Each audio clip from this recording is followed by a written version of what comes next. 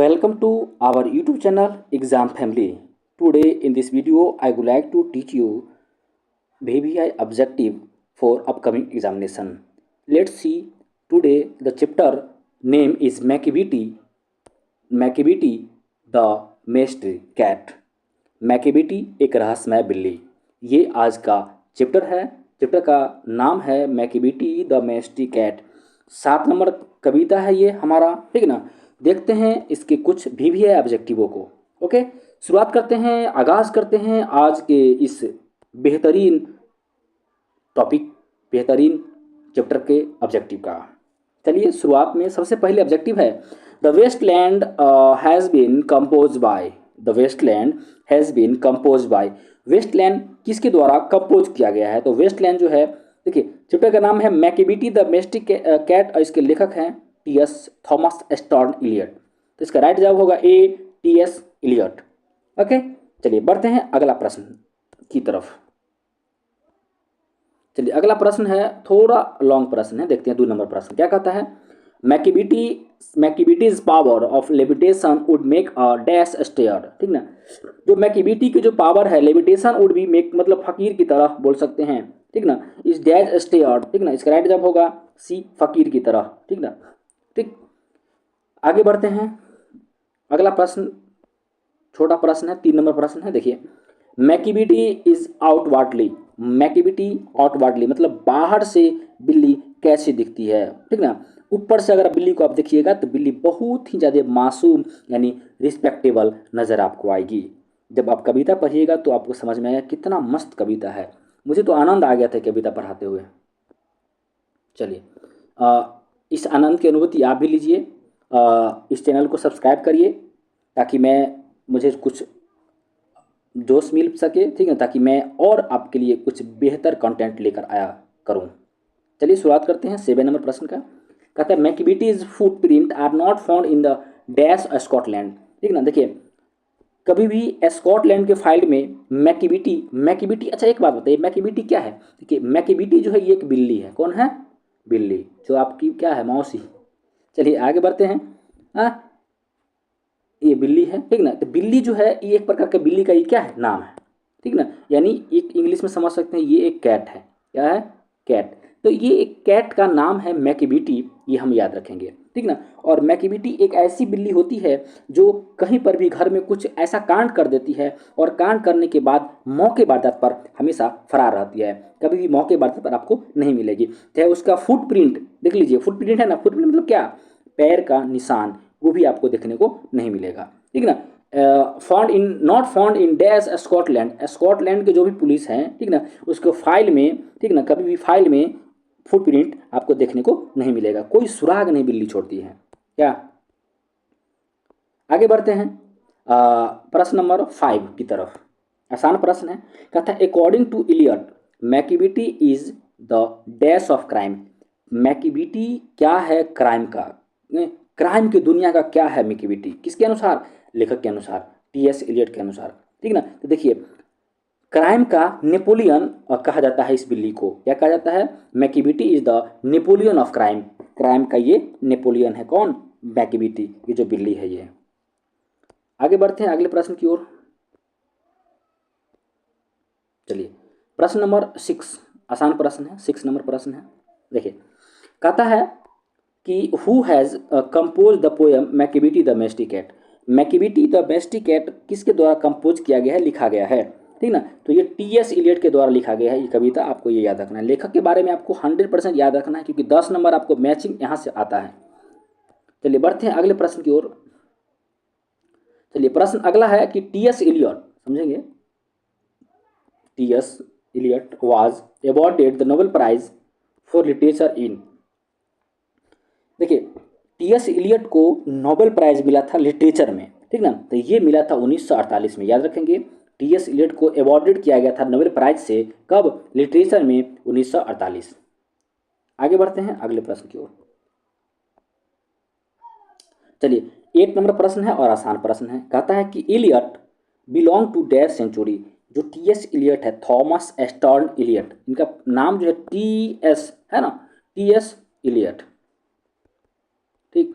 ये है। तो टी का मतलब होगा थॉमस, एस मतलब एस्टर्न, इलियट तो हैं ही। तो थॉमस एस्टर्न इलियट जो थे वो 20वीं सदी के लेखक थे, याद रखना। केमी सेंचुरी, तो 20 सेंचुरी जो है इसका राइट जवाब होगा, ठीक ना। बढ़ते हैं अगले प्रश्न की ओर। प्रश्न 9 कहता है Eliot was a dash. Eliot क्या क्या थे? ये एक पोएट भी थे, वर्स ड्रामाटिस्ट भी थे, क्रिटिक्स भी थे, और ऑल ऑफ दीज, यानी इसका राइट जवाब होगा डी, ऑल ऑफ दीज। ये टोटल थे इसमें। बढ़ते हैं अगले प्रश्न की ओर। प्रश्न number 10, Macavity the mystery cat is a dash poem. Macavity is a dash, Macavity the mystery cat is a dash poem, ये कैसी कविता है? तो ये एक हास्यपद कविता है, यानी ह्यूमरस पोएम बोल सकते हैं। ये होगा राइट जवाब, ह्यूमरस पोएम, हास्यपद कविता, हंसाने वाली कविता, मतलब मजाकिया कविता, इस तरह की कविता है। नेक्स्ट प्रश्न, Macavity is the dash of Scotland Yard. Macavity क्या है स्कॉटलैंड यार्ड के, ठीक ना। तो ये बेफलेमेंट होगा इसका राइट जवाब, B bafflement. Macavity is the bafflement of Scotland Yard, ठीक ना, याद रखना। बेफलेमेंट का तह खाना होता है, यही याद रखेंगे। आगे बढ़ते हैं अगले प्रश्न की ओर। 12 नंबर प्रश्न कहता है कि Thomas Stearns Eliot has written the poem. Thomas Stearns Eliot के द्वारा कौन सी कविता लिखी गई थी? तो थॉमस स्टर्न इलियट के द्वारा, यानी टी.एस. इलियट के द्वारा लिखी गई थी कविता मैकिविटी द मेस्टिकेट। मैकिविटी एक रहस्यमय बिल्ली, एक जादुई बिल्ली, ये लिखा गया था इनके द्वारा। चलिए बढ़ते हैं अगले प्रश्न की ओर। प्रश्न नंबर 13 है कि dash is the master of crime. कौन क्राइम की दुनिया का बेताब बादशाह मास्टर था? तो मैकिविटी थी ये क्राइम की दुनिया का क्या, मास्टर। इसको मास्टर क्रिमिनल भी कहा जाता है, लेकिन Macavity is the master of crime. अगला प्रश्न देख लेते हैं। चलिए, प्रश्न है कि मैकिविटी इज कॉल्ड, मैकिविटी क्या कहलाती है? क्या हिडन पॉ वाली कहलाती है, गुप्त पंजों वाली, द मिस्टीरियस पॉ, या एक्सपोज पॉ, या द नॉटी पॉ, ठीक है ना, क्या कहलाती है मैकिविटी? जब आप पढ़े होंगे इस कविता को तो बताया जाता है उसमें कि Macavity is called the hidden पॉ। क्या कहलाएगा? द हिडन पॉ, ठीक। राइट जवाब होगा ए, हिडन पॉ। हिडन पॉ का मतलब क्या होता है? हिडन पॉ का मतलब तो गुप्त पंजों वाली बिल्ली कभी भी कोई वारदात को अंजाम दे करके और वो अपना फुट प्रिंट नहीं छोड़ती है, पैर का निशान नहीं छोड़ती, इसलिए हिडन पॉ मतलब होता है गुप्त पंजों वाली, ठीक। चलिए बढ़ते हैं अगले प्रश्न की ओर। प्रश्न नंबर 15 और इम्पोर्टेंट प्रश्न, मैकिविटी मूव्स लाइक। देखिए, मैकिविटी मूव्स, मूव्स का मतलब होता है क्या, इधर उधर करना, ठीक ना, घूम जाना, ठीक। हाँ, तो मैकिविटी किसके किसकी तरह, यहाँ पर एक जानवर का कंपेरिजन किया जाएगा कि उसकी तुलना की गई है कि मैकिविटी मूव करती है किसकी तरह, एस्नेक की तरह। एस्नेक मतलब सांप, जो आप देखते हो किधरों इधर से उधर घूम जाती है, ठीक ना। उसी तरह से बिल्ली भी है, वो भी मैकिविटी की तरह क्या करती है, मूव कर जाती है। चलिए बढ़ते हैं नेक्स्ट प्रश्न की ओर। सारा का सारा प्रश्न इम्पोर्टेंट है आपके एग्जाम के दृष्टिकोण से। कहता है कि द पोएट कंपेयर्स मैकिविटी टू। कवि जो है वो कंपेयर करते हैं, कंपेयर का मतलब तो तुलना करना, मैकिविटी टू मतलब मैकिविटी को कंपेयर करते हैं कवि, किससे? तो ऑप्शन देखने के बाद बताएंगे।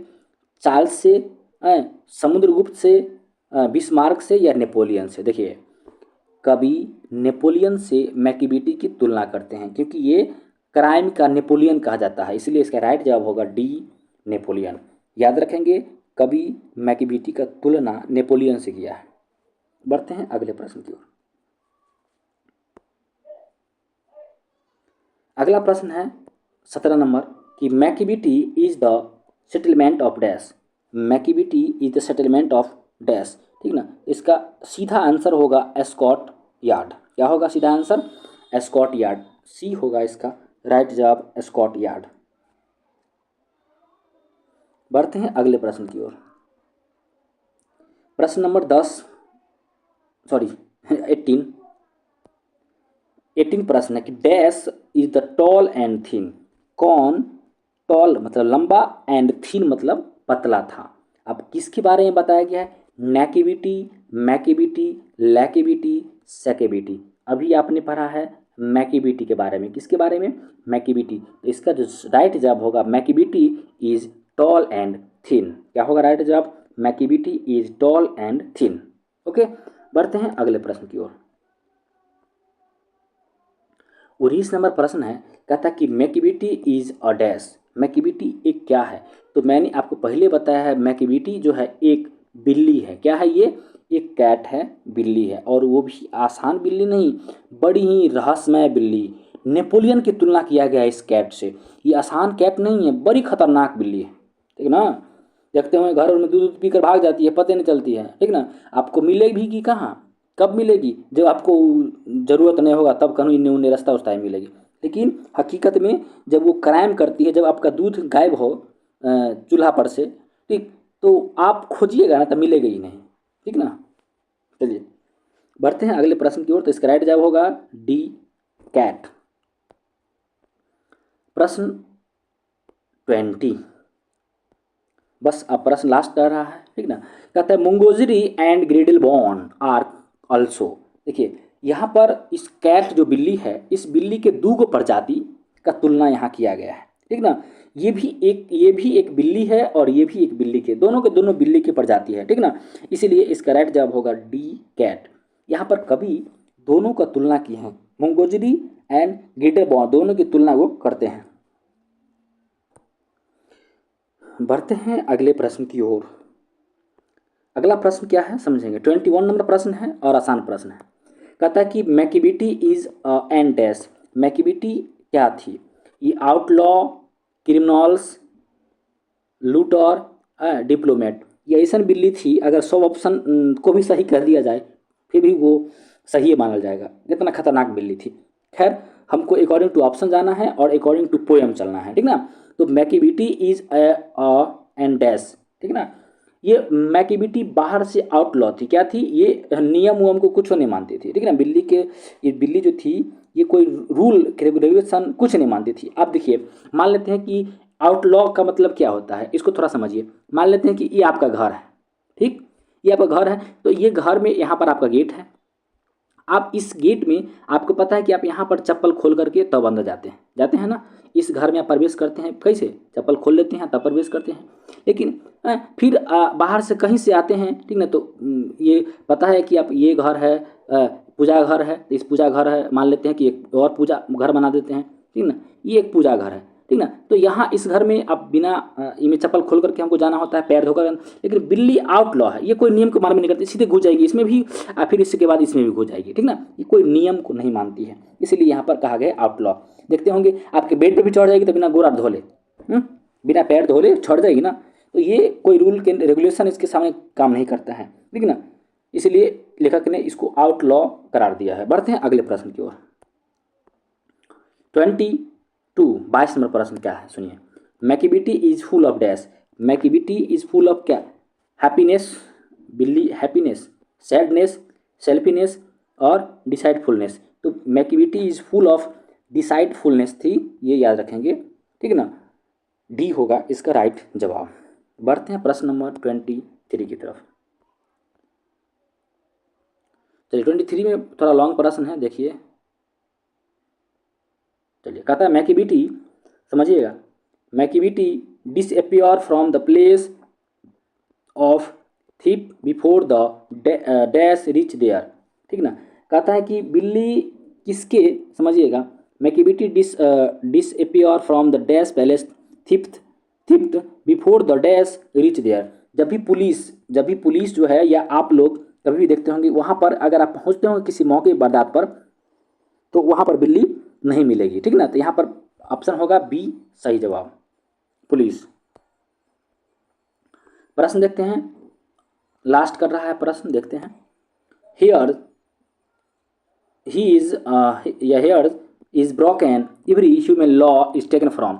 ये कहाँ से लिया गया? तो ये मैकीबीटी से लिया गया है, ठीक ना। ब्रोकन एवरी ह्यूमन लॉ की बात करेगा तो याद रखिएगा, ये मैकीबीटी जो है किसी भी लॉ को मानती नहीं है, सभी लॉ को ब्रोकन कर देती है, सभी लॉ को तोड़ देती है, सभी बनाए गए नियम कानून सबको धज्जियाँ उड़ा देती है। इसलिए इसका डी जवाब होगा मैकीबीटी द मैस्टिकेट।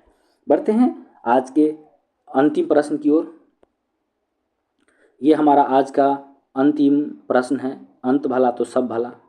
चलिए देख लेते हैं प्रश्न नंबर 25। कहता है and when the foreign office find a treaty gone astray is written by. ठीक ना, देखिए ये लाइन जो है से कहाँ से लिया गया, ये लाइन किसके द्वारा लिखा गया, तो ये लाइन लिखा गया टी.एस. इलियट के द्वारा, क्योंकि मैकीबीटी द डोमेस्टिकेट का ही ये लाइन है। ठीक ना, ये रिटन बाय पूछ सकता है या टेकन फ्रॉम पूछ सकता है, दो तरह के प्रश्न यहाँ से अरेंज किया जाता है। ठीक ना, इसका राइट जवाब होगा टी.एस. इलियट। इसीलिए आप कविता को जब भी पढ़िए तो थोड़ा अच्छा से पढ़िए, ताकि आप इस तरह के प्रश्न का आसानी से जवाब दे पाइए, नहीं तो आप फंस जाइएगा इसमें। ठीक ना, चलिए आज हम लोगों ने देखा 25 ऑब्जेक्टिव VVI। ठीक ना, जो ही 25 ऑब्जेक्टिव थे सब के सब VVI ऑब्जेक्टिव थे। मिलते हैं एक और नए वीडियो के साथ, दीजिए मुझे इजाज़त, धन्यवाद।